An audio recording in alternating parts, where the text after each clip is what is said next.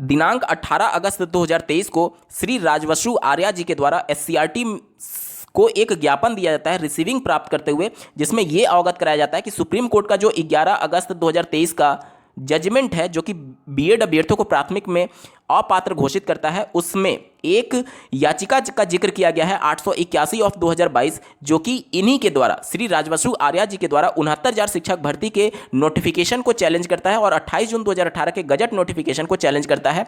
और माननीय supreme court के 11 अगस्त के जजमेंट में इस याचिका जो कि 881 ऑफ 2022 है, जो कि उत्तर प्रदेश की 69,000 शिक्षक भर्ती को चैलेंज किया गया था नोटिफिकेशन को, उसी के आलोक में कंप्लीट कराने के आदेश दे दिए गए हैं। इस वजह से बीएड अभ्यर्थियों को 69,000 की शिक्षक भर्ती प्रक्रिया से बाहर रखा जाए, इस प्रकार का ज्ञापन दिया गया है।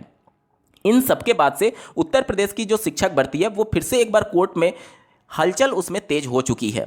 इस वीडियो के साथ अंत तक जरूर बने रहिएगा, पूरे निष्पक्ष तरीके से बात करने की कोशिश करेंगे कि इस मैटर में 69,000 शिक्षक भर्ती मैटर में बीएड अभ्यर्थियों के एलिजिबिलिटी का मैटर कितना सेफ है बीएड अभ्यर्थियों के लिए और कितना डीएलएड अभ्यर्थियों के लिए सेफ है, इसके रिगार्डिंग डिटेल में बात करने जा रहे हैं। अंत तक जुड़े रहिएगा। नमस्कार दोस्तों, मेरा नाम है नीरज, आप देख रहे हैं कैरियर बिट यूट्यूब चैनल। अगर आप इस चैनल पर पहली बार विजिट कर रहे हैं तो इसको सब्सक्राइब करते हुए बेल आइकन को प्रेस करना ना भूलें। पूरे मैटर को ध्यान से समझिएगा। श्री राजवसु आर्या जी की जो याचिका है जो कि 69,000 में बीएड अभ्यर्थियों की एलिजिबिलिटी को चैलेंज किया गया था, वो दायर किया गया था 30 सितंबर 2022 को ऑनरेबल सुप्रीम कोर्ट में। 30 सितंबर 2022 को सुप्रीम कोर्ट में एक याचिका दायर की जाती है 881 ऑफ 2022, जिसका केस नंबर है और जिसका डायरी नंबर है 31,592 ऑफ 2022। केस स्टेटस में अगर आप देखेंगे तो ये डिस्पोज्ड हो चुका है, यानी कि निस्तारित हो चुका है।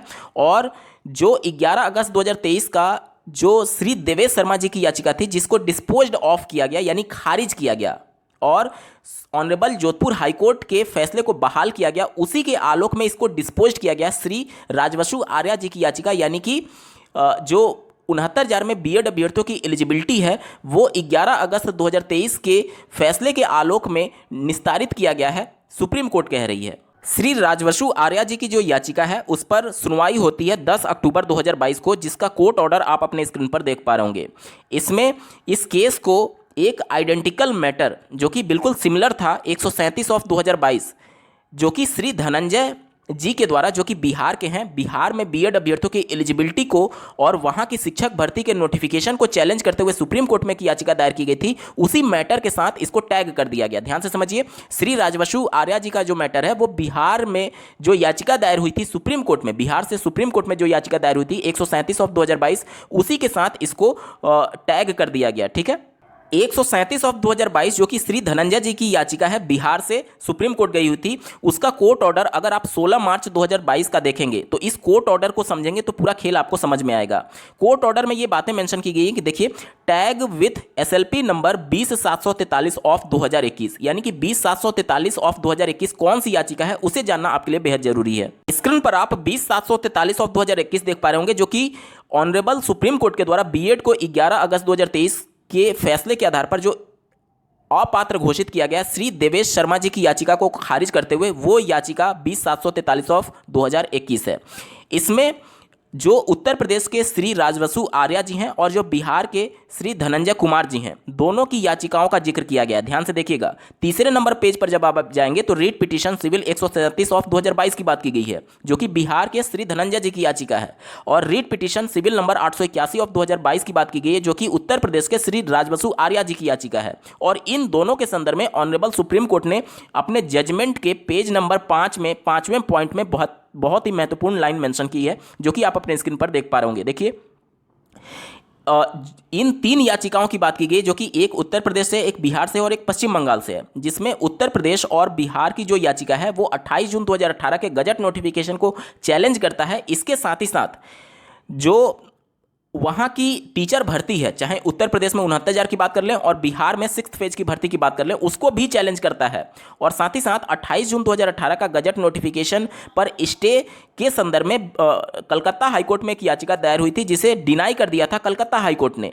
11 अगस्त 2023 के फैसले के अंतिम पैराग्राफ में माननीय सुप्रीम कोर्ट ने जो भी रीट पिटीशन थे उसके संदर्भ में क्या महत्वपूर्ण लाइन मेंशन किया है, इसे आपको देखना जरूरी है। अंतिम लाइन देखिए, second line, the writ petition and all pending application stand disposed of in light of the above order, यानी कि जितनी भी रीट पिटीशन थे, चाहे उत्तर प्रदेश का हो, बिहार का हो, वो सब कुछ निस्तारित कर दिया गया ऊपर दिए गए फैसले के आलोक में। यानी कि जो श्री राजवसु आर्या जी की याचिका है, जो कि उत्तर प्रदेश में 69,000 में बीएड अभ्यर्थियों के एलिजिबिलिटी को चैलेंज करता है, वो भी ऊपर दिए गए फैसले जिसमें बीएड अभ्यर्थी अपात्र घोषित हो गए हैं, उसी के आलोक में निस्तारित करने के लिए सुप्रीम कोर्ट ने कहा है। ये उनके कोर्ट जजमेंट में साफ तौर पर मेंशन किया गया है। इसका मतलब ये हुआ कि 69,000 में प्राथमिक स्तर की शिक्षक भर्ती में बीएड अभ्यर्थी इन एलिजिबल घोषित कर दिए गए सुप्रीम कोर्ट के द्वारा।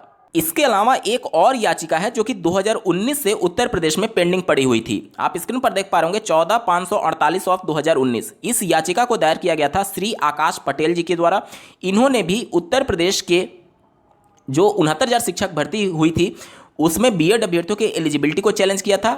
उत्तर प्रदेश के जो एडवर्टीजमेंट है शिक्षक भर्ती के लिए उसको चैलेंज किया था, और 28 जून 2018 के एनसीटी के गजट नोटिफिकेशन को चैलेंज किया गया था। ये केस अभी भी पेंडिंग है। इस केस की पहली सुनवाई 22 मई 2019 को हुई थी, और कब कब ये केस लिस्ट किया गया आप पूरा आंकड़ा अपने स्क्रीन पर देख पा रहे होंगे। ये ऑफिशियल वेबसाइट से प्राप्त किया गया है, तो आप इस पर पूरी तरीके से भरोसा कर सकते हैं।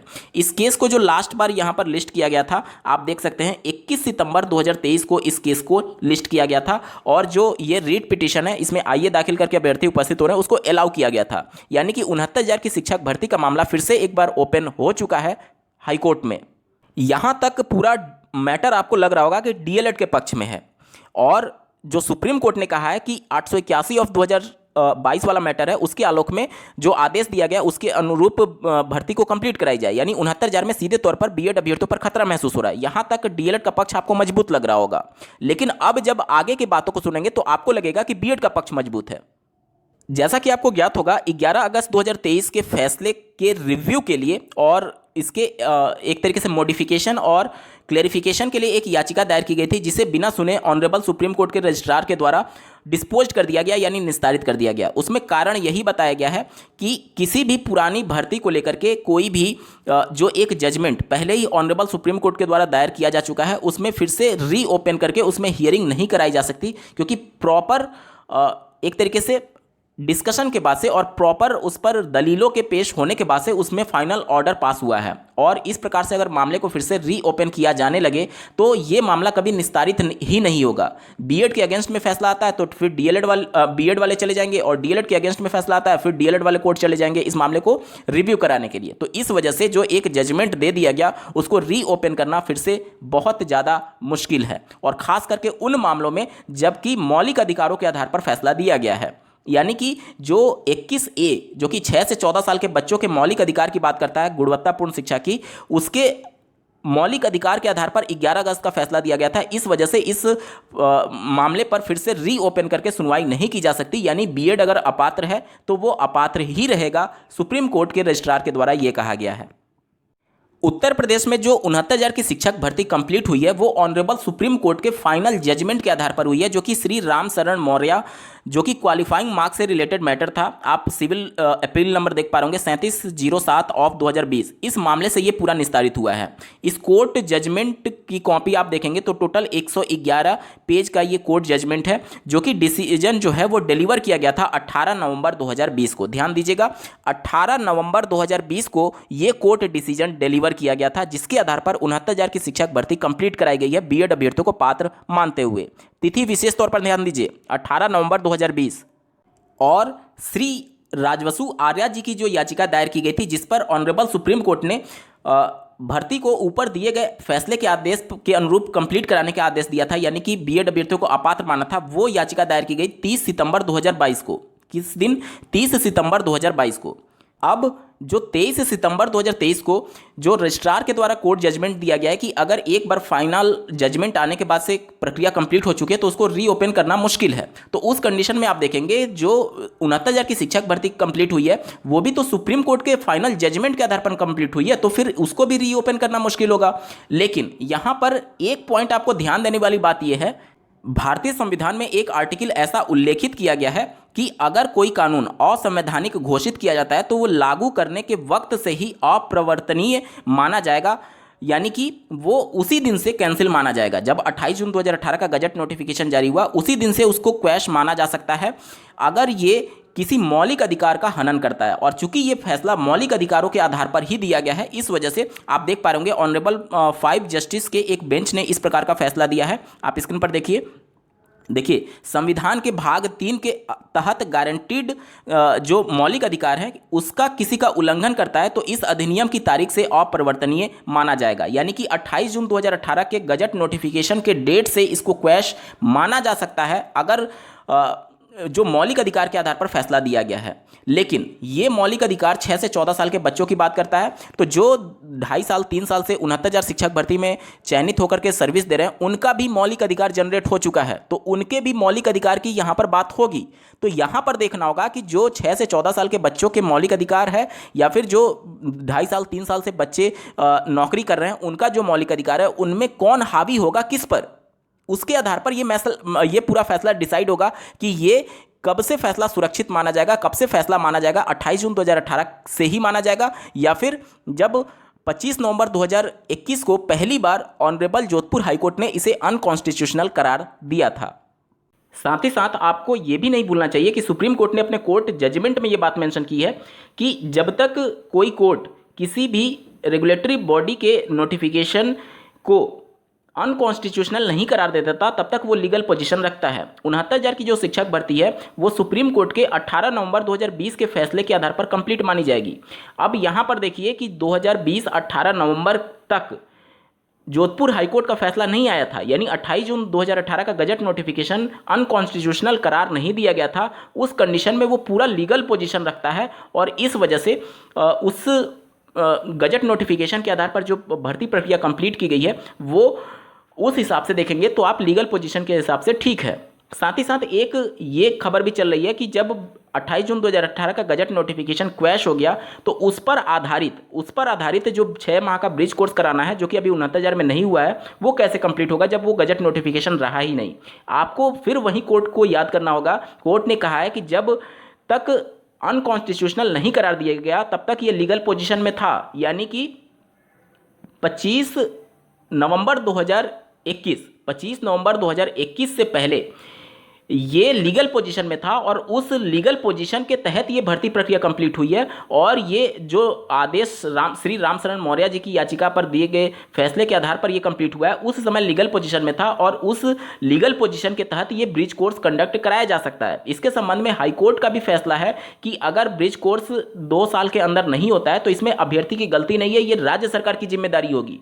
तो ब्रिज कोर्स वाला कोई बहुत बड़ा मैटर नहीं है, क्योंकि उस समय जब भर्ती प्रक्रिया कंप्लीट हुई तो यहाँ पर ब्रिज कोर्स कराने के लिए कोई जो मान्यता प्राप्त संस्था है वो नहीं थी। इस वजह से हाईकोर्ट ने ये कहा कि इस कंडीशन में ये अभ्यर्थी की जिम्मेदारी नहीं होगी, ये राज्य सरकार की जिम्मेदारी होगी और रेगुलेटरी बॉडी की जिम्मेदारी होगी, यानी एनसीटी की जिम्मेदारी होगी।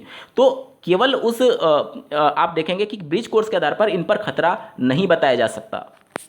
इसके अलावा जो राजवसु आर्या जी की याचिका पर सुप्रीम कोर्ट ने कहा है कि ऊपर दिए गए फैसले के आलोक में कंप्लीट कराई जाए, यानी 69,000 में बीएड को अपात्र माना जाए, उस सेंस में वो समझा जा रहा है। ठीक है, तो उस कंडीशन में आप देखेंगे कि जो 2019 की याचिका पेंडिंग थी वो कोर्ट में इसी मैटर को फिर हाईलाइट किया जा रहा है डीएलएड की तरफ से कि चूंकि हमने 2019 में ही इनको चैलेंज कर दिया था 28 जून 2018 के गजट नोटिफिकेशन को, जो कि अभी तक मामला पेंडिंग था, और अब चूंकि सुप्रीम कोर्ट का फैसला आ चुका है तो उस पेंडिंग मामले में फैसला देते हुए बीएड अभ्यर्थियों को अपात्र घोषित किया जाए 69,000 शिक्षक भर्ती में। जो पेंडिंग मामला है जो 2019 से पेंडिंग है उत्तर प्रदेश में 69,000 की शिक्षक भर्ती को चैलेंज करने वाला, और जो 28 जून 2018 के गजट नोटिफिकेशन को चैलेंज करने वाला, वो याचिका आप देखेंगे 2019 में जब परीक्षा हो गई उसके बाद से चैलेंज किया गया था।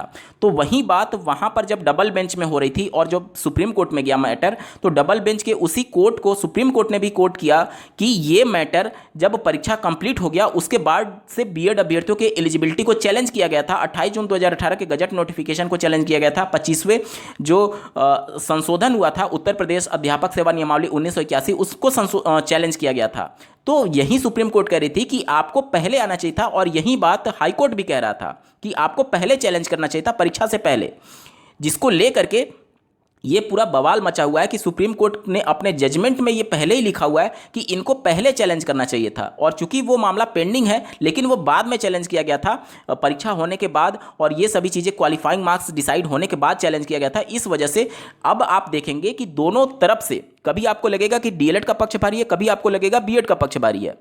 और ये सब कुछ मैटर कहीं ना कहीं जो 5 जज के बेंच के द्वारा फैसला दिया गया है कि अगर मैटर किसी भाग 3 के मौलिक अधिकार से जुड़ा हुआ है, तो जिस दिन से ये संवैधानिक चीज असंवैधानिक घोषित की गई है, मतलब कि नोटिस जब असंवैधानिक घोषित कर दी गई, तो जिस दिन नोटिस जारी हुआ उसी दिन से उसे क्वैश माना जा सकता है। तो उस कंडीशन में आप देखेंगे कि डीएलएड का पक्ष मजबूत लगेगा। लेकिन फिर आपको ये भी देखना है कि उनका भी जो मौलिक अधिकार है बीएड वाले अभ्यर्थियों का, वो भी जनरेट हो चुका है, चूंकि वो 2.5 साल 3 साल से वर्किंग में है।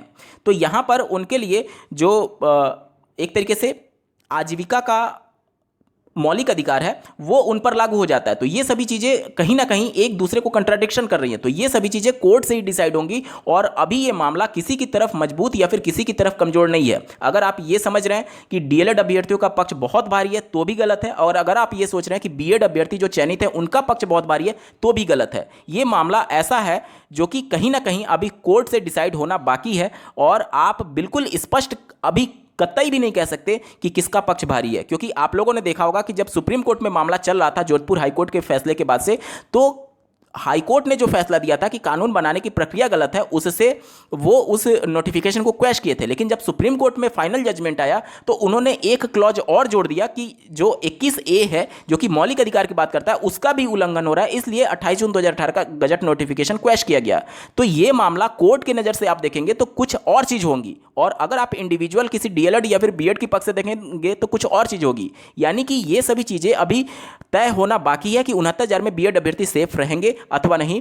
अभी कुछ भी कहना जल्दबाजी होगा। आपको क्या लगता है कमेंट के माध्यम से जरूर बताइएगा, और ऐसे ही महत्वपूर्ण अपडेट के लिए इस चैनल को सब्सक्राइब करना ना भूलें। इस वीडियो को देखने के लिए आपका बहुत बहुत धन्यवाद। भगवान करे आपका दिन शुभ हो।